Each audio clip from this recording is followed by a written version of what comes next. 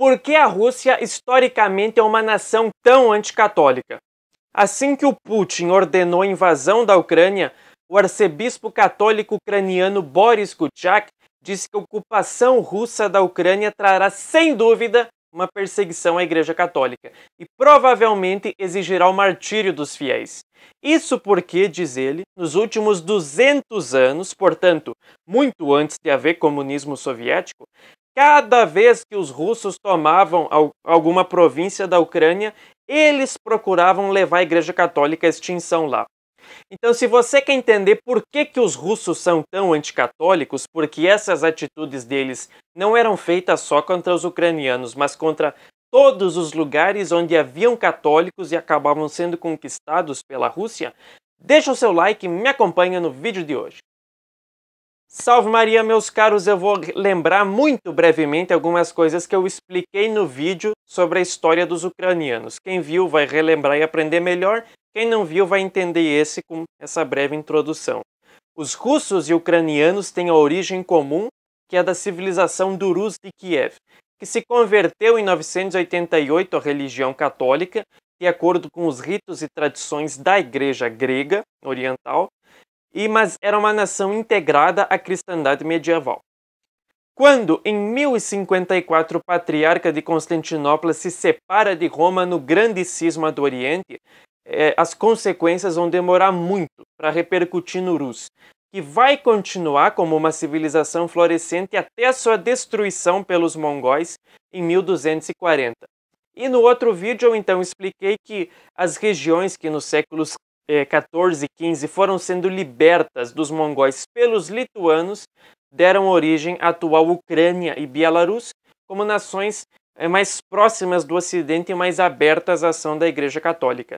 E eu também disse que, já desde essa época, o domínio dos mongóis era indireto nas regiões mais ao norte, que eram maiores, e que essas regiões, já totalmente separadas da Igreja Católica, foram sendo unificadas pelo príncipe Alexander Nevsky, o seu filho Daniel e o seu neto Ivan Kalita. Hoje o meu foco é na Rússia. Ivan Kalita, o príncipe de Moscou, que era uma cidade secundária que estava em ascensão, vai dar o grande passo para o nascimento da Rússia propriamente dita, que já não é o antigo Rus, em 1325, quando ele consegue do patriarca já cismático de Constantinopla a autorização para transferir a sé do metropolita do território do antigo Rus, que ficava em Kiev, que era uma cidade que tinha sido destruída e estava em segunda importância, ele transfere a sé de Kiev para Moscou. E a partir de 1325, Moscou emerge como o grande centro religioso, militar e político da Rússia nascente. No século seguinte, isso vai aumentar de proporção com a tese da Terceira Roma. Mas para entender a terceira, é preciso também entender a segunda. Eu vou falar brevemente do Império Bizantino e se você entender o problema da segunda e da terceira Roma, você já entendeu a história religiosa da Rússia e vai entender por que é tão difícil fazer apostolado lá.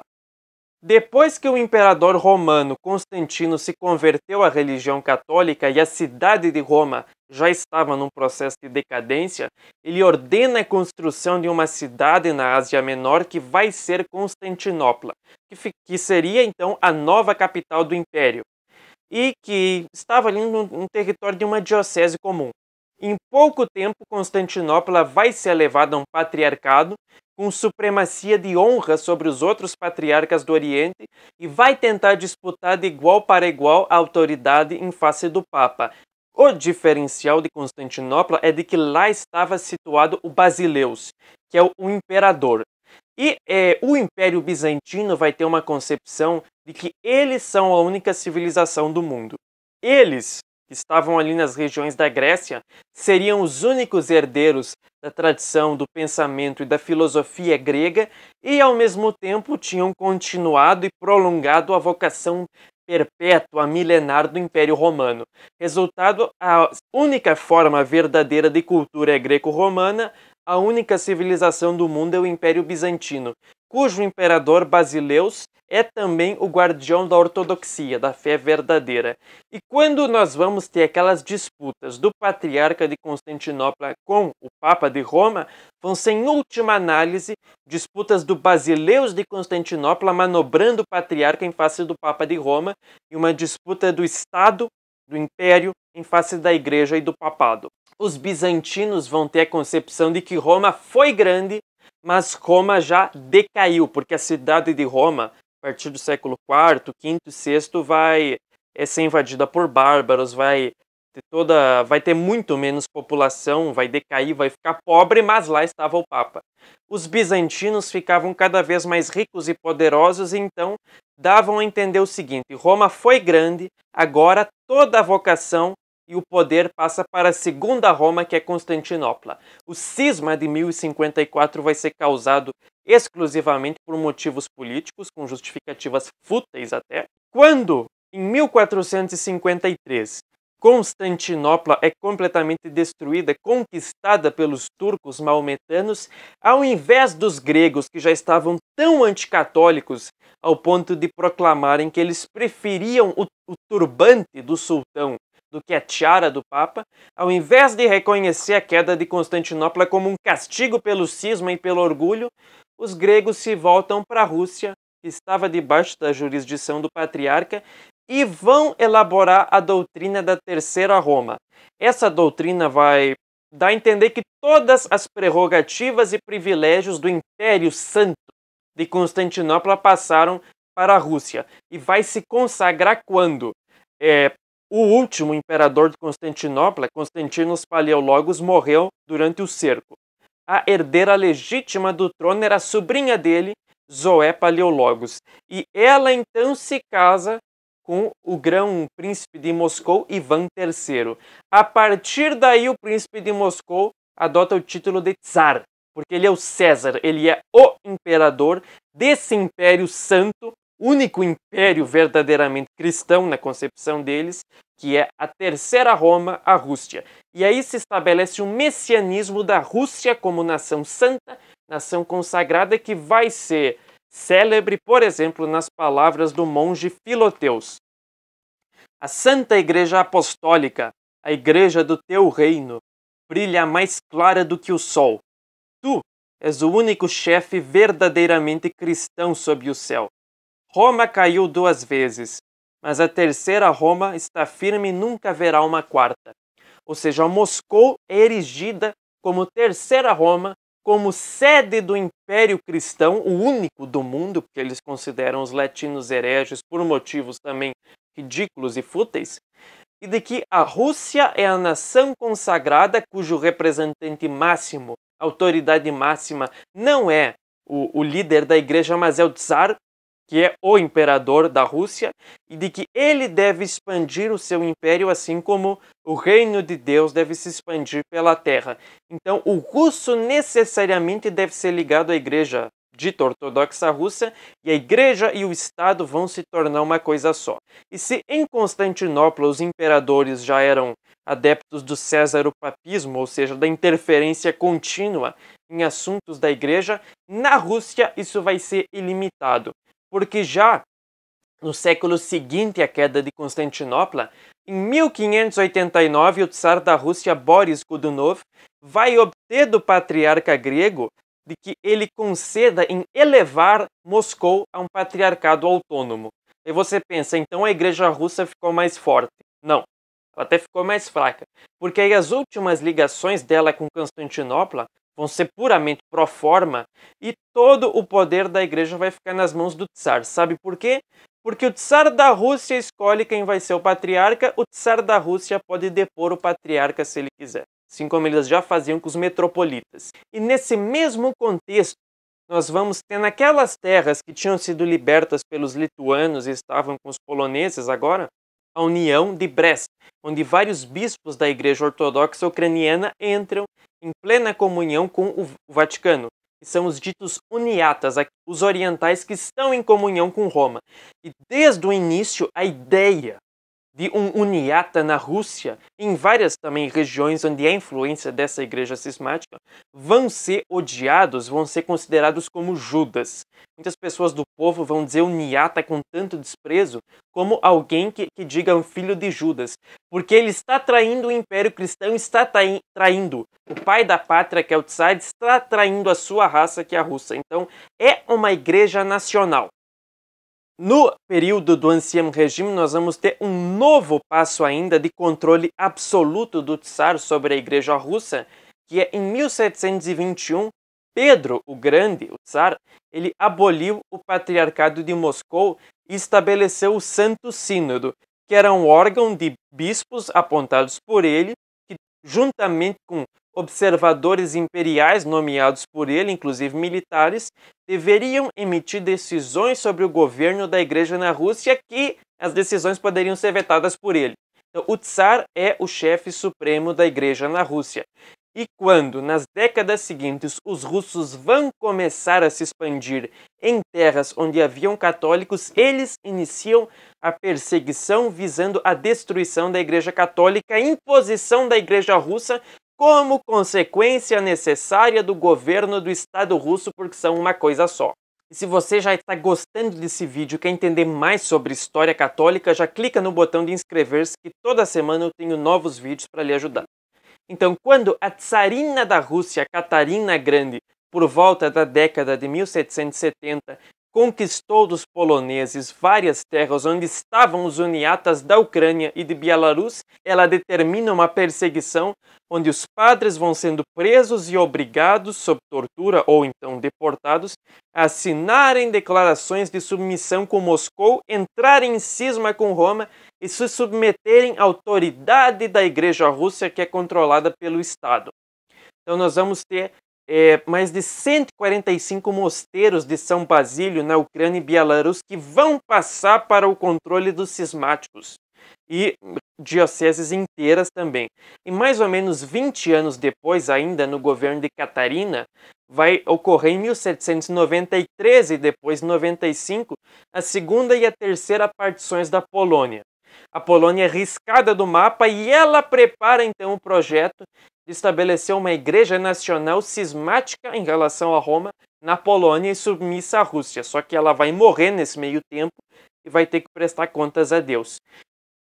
Embora alguns czares tenham tido uma posição mais indulgente em relação aos católicos, como Alexandre I, a nota dominante da posição russa é constantemente a perseguição e a busca do controle completo sobre os católicos dentro do império.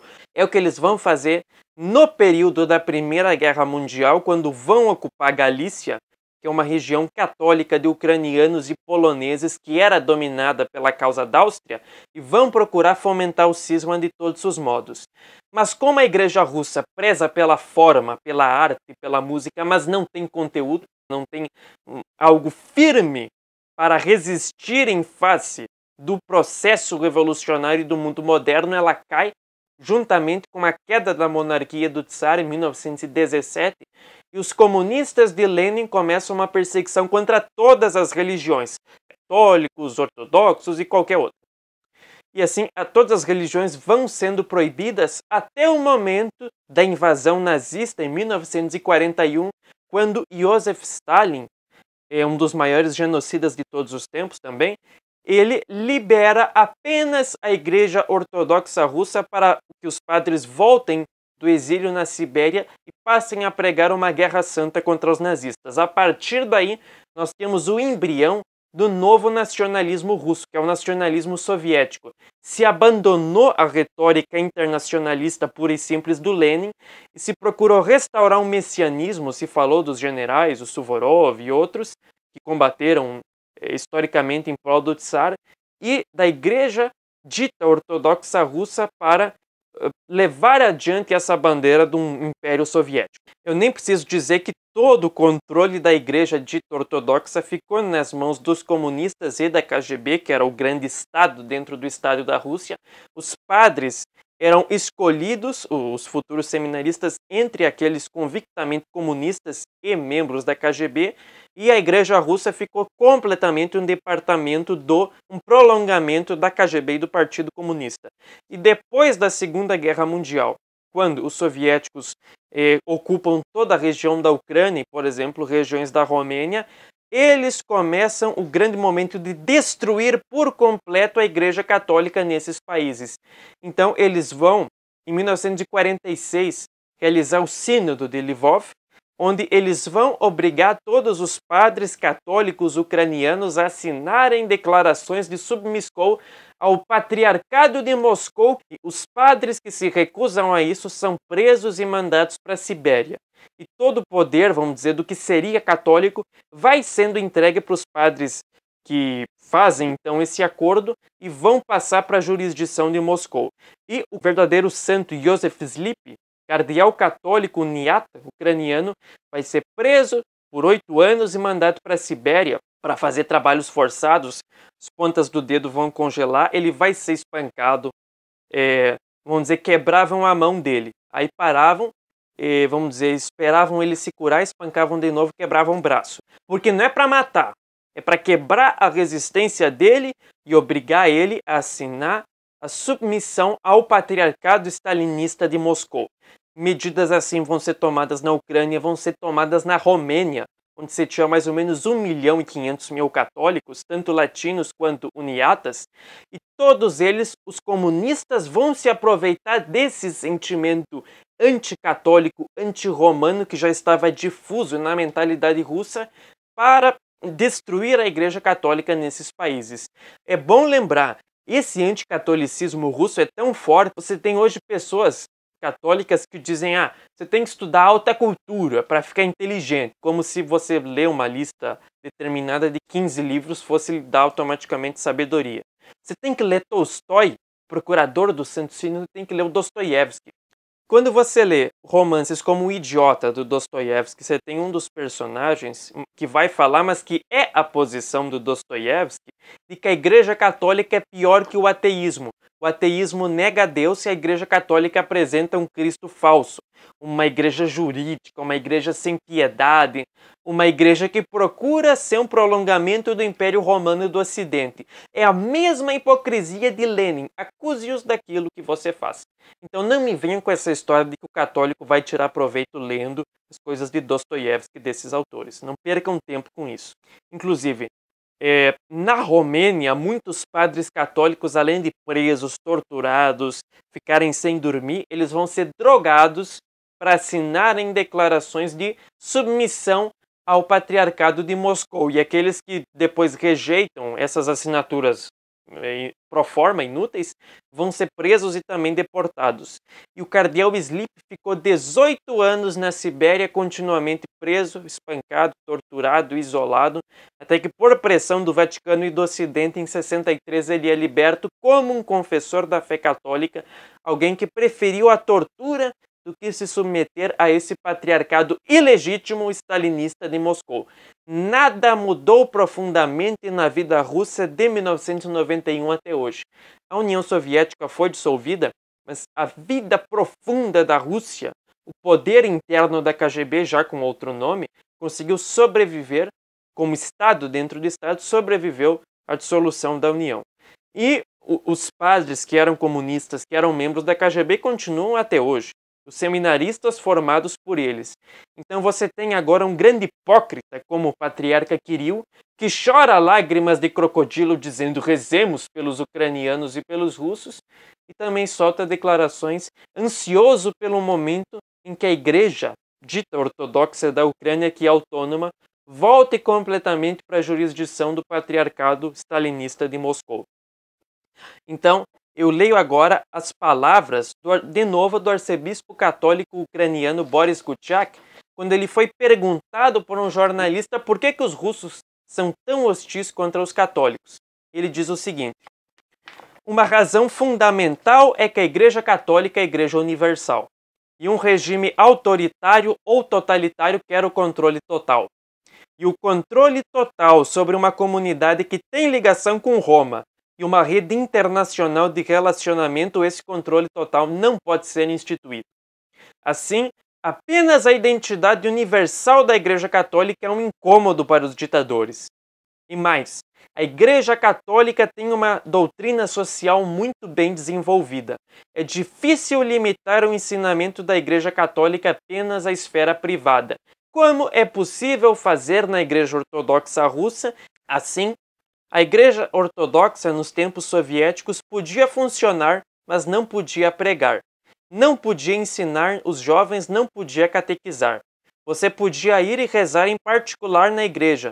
Podia haver um sermão que explicasse o evangelho para a sua vida privada, mas não para a sociedade, não para a cidade ou comunidade. A Igreja Católica é perigosa para a tirania e por isso que os tiranos a atacam. Enquanto que a Igreja Ortodoxa Russa historicamente se portou como um instrumento a serviço da tirania russa. Então, meus caros, não se deixem enganar pelas aparências de fé e tradição que nós vemos na Igreja Russa hoje. Porque o Putin está ali assistindo às missas da Igreja Russa, assim como séculos antes esteve a tsarina Catarina Grande, aquela que eu falei no vídeo que dizimou o catolicismo na Ucrânia e em Belarus, e que ela não tinha religião, era ocultista. Foi ela que introduziu a maçonaria como nós temos hoje na Rússia, mas ela estava lá impecavelmente assistindo a divina liturgia da Igreja Russa. Porque a Igreja Russa preza pela forma, mas não tem conteúdo. Não tem uma doutrina profunda, porque é quietista e exicasta, e de que, portanto, não consegue ser a alma de um movimento contra-revolucionário capaz de derrotar o mundo moderno, assim como não conseguiu vencer os comunistas de Lenin em 17. E de que depois, assim como historicamente incensou tantos tiranos, aliás, desde o tempo do Império Bizantino, também não tem escrúpulos em apoiar todo esse projeto de um novo Império Soviético do Putin. Não será dessa igreja cismática estéril que sairá o sopro regenerador capaz de esmagar a revolução e fazer a contra-revolução triunfar. Rezemos a Nossa Senhora de Fátima para que a Igreja Católica, que pode pregar no Ocidente e não na Rússia hoje, e que só não está pregando porque foi entregue a um processo de autodemolição, porque foi infiltrada de hereges, muitos deles colocados pela KGB, está tanto quanto possível atravessando uma verdadeira paixão. Esperemos que a igreja consiga sair dessa situação no Ocidente e vamos empregar as nossas vidas para isso, se necessário. Esperamos o dia santo em que a Rússia seja verdadeiramente, validamente consagrada ao Imaculado Coração de Maria e a Nossa Senhora de Fátima.